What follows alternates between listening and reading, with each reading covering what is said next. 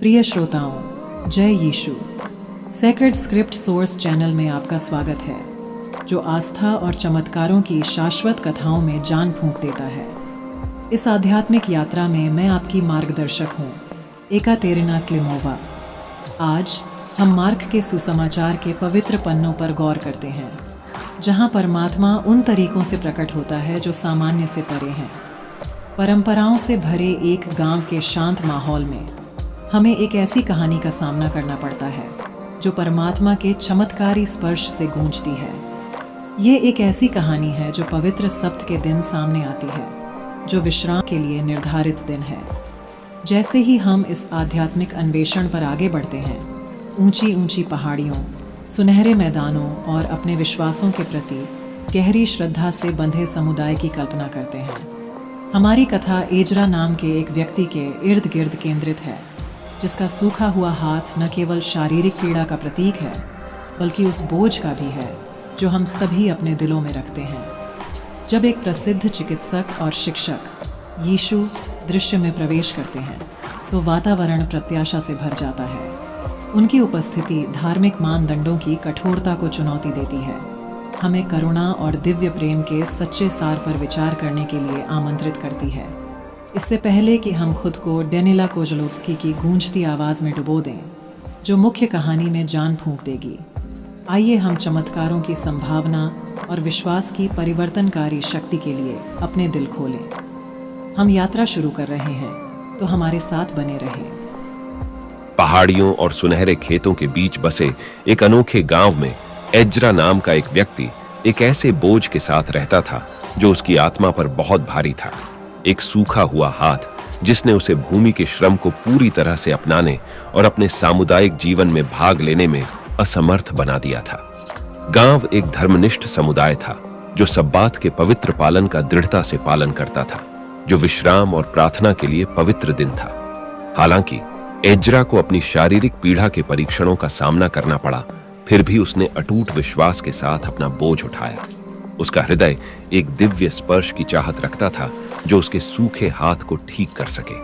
परंपरा से ओत-प्रोत इसी गांव में यीशु नाम के एक सच्चे चमत्कारी उपचारक की खबर एजरा के कानों तक पहुंची।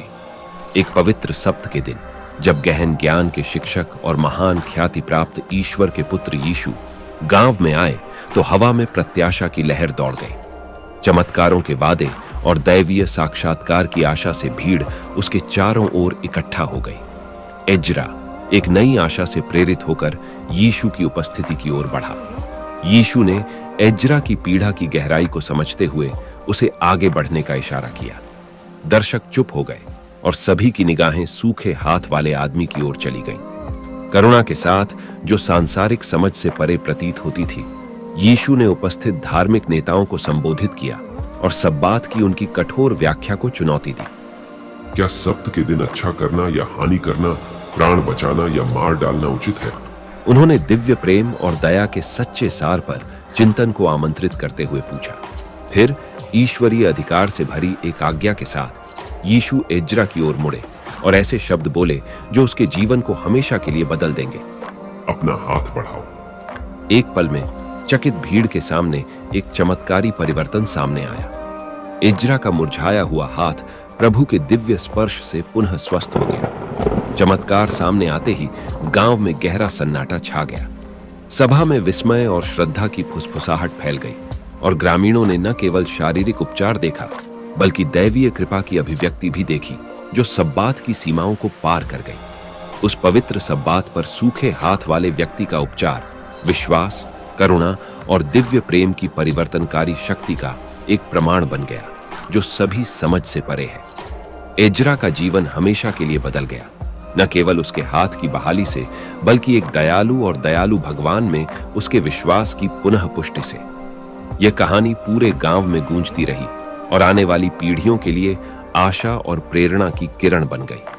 समुदाय के दिल में एजरा की गवाही विश्वास की चमत्कारी शक्ति और शरीर और आत्मा दोनों को ठीक करने वाले प्रभु की असीम दया के जीवित प्रमाण के रूप में खड़ी थी। बिल्कुल, आइए हम विश्वास की परिवर्तनकारी शक्ति पर विचार करें। निराशा के क्षणों में, जब भविष्य अस्पष्ट लगता है, और जीवन एक अंतहीन संघर्ष जैसा लगता है। मैथ्यू 19 के 26 के शब्दों को याद रखें। मनुष्य के लिए जो असंभव है वह हमारे प्रभु के लिए संभव है। ये वचन उस चमत्कार का सार प्रस्तुत करती है जिसे हमने आज खोजा है और हमें याद दिलाती है कि हमारी कमजोरी में हमारे प्रभु की ताकत चमकती है। प्रिय श्रोताओं, आपके सबसे कठिन समय में पवित्र त्रित्व पिता, पुत्र और पवित्र आत्मा की शक्ति को मजबूती से पकड़ें। जैसे एजरा के सूखे हाथ को बहाल किया गया था, हमारा विश्वास हमारे जीवन के टूटे हुए क्षेत्रों को बहाल कर सकता है। दैवीय योजना पर भरोसा रखें, क्योंकि प्रतीत होने वाली दुर्गम चुनौतियों के बीच भी एक दैवीय उद्देश्य सामने आ रहा है। इससे पहले कि हम अलग हों, मैं आपको सीक्रेट स्क्रिप्ट सोर्स को सब्सक्राइब कर लेने के लिए आमंत्रित करती हूँ।